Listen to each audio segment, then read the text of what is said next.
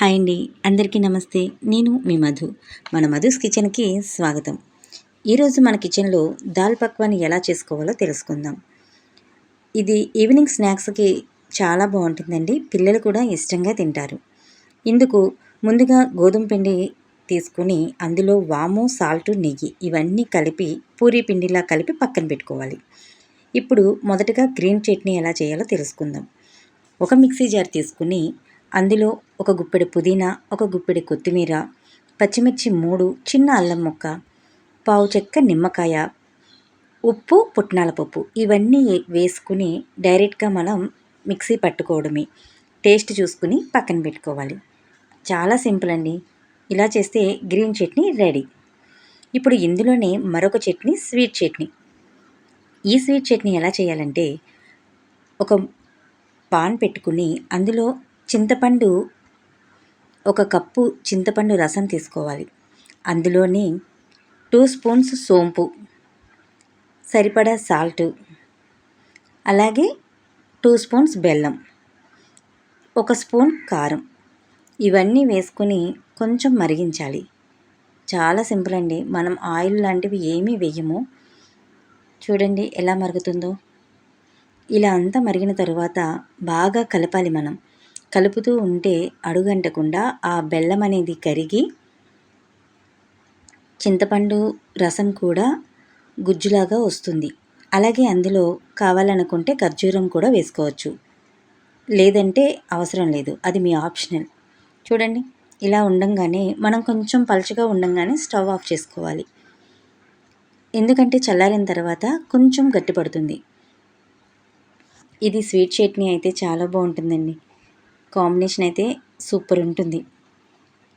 ఇది మార్నింగ్ బ్రేక్ఫాస్ట్గా కూడా చేసుకోవచ్చు, కానీ కొంచెం టైం పడుతుంది. కాబట్టి నా సజెషన్ అయితే ఈవినింగ్ పిల్లలు వచ్చే టైంకి చేస్తే చాలా బాగుంటుంది.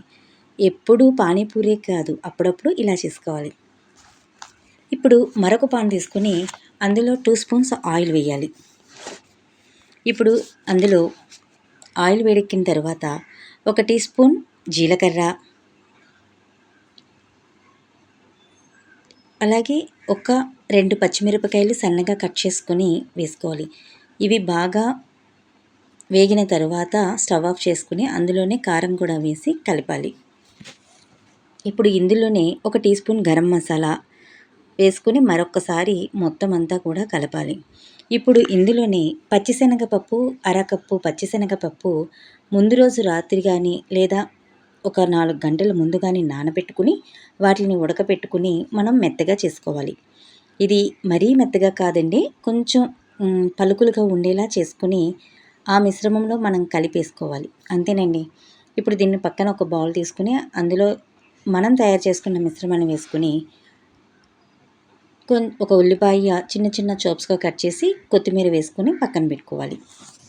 ఇక దాల్ పక్కన ఎలా చేయాలంటే, మనం ముందుగా పక్కన పెట్టుకున్న గోధుమ పిండి తీసుకుని చపాతీకిలా ఒత్తుకోవాలి. దానికి మనం నచ్చిన షేప్లో తయారు చేసుకోవాలి. ఇవి మనం ఆయిల్లో వేస్తే పొంగుతాయి. అందుకనే ఇవి పొంగకుండా ముందుగానే మన దగ్గర ఫోక్ స్పూన్ కానీ లేదా పిన్నీస్ కానీ ఏదైనా ఉంటే కనుక లైట్గా హోల్స్ లాగా పెట్టుకోవాలి. ఇలా పెట్టుకోవడం వల్ల ఎక్కువగా పొంగదు.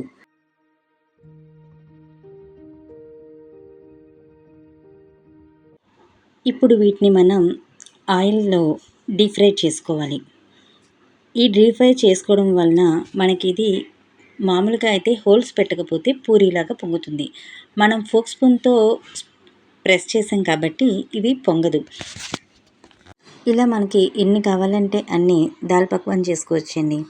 ఇవి ఒక రౌండ్ షేపే కాదు, మనం ఎలా అయినా సరే మనం వీటిని చేసుకోవచ్చు. బాగా వేగాలి కానీ మాడకూడదు.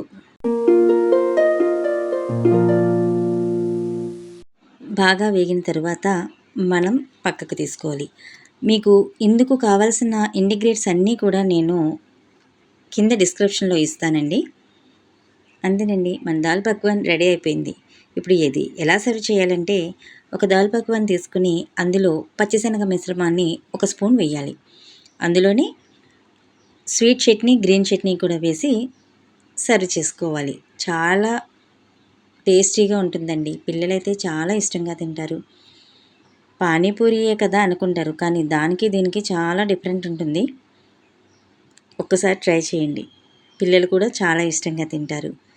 మరి ఇంకెందుకు ఆలస్యం, ఇప్పటి వరకు మన ఛానల్ని సబ్స్క్రైబ్ చేసుకోకపోతే వెంటనే సబ్స్క్రైబ్ చేసుకోండి. ఇలాంటి బ్రేక్ఫాస్ట్ రెసిపీస్, స్నాక్స్ చాలా వస్తాయి.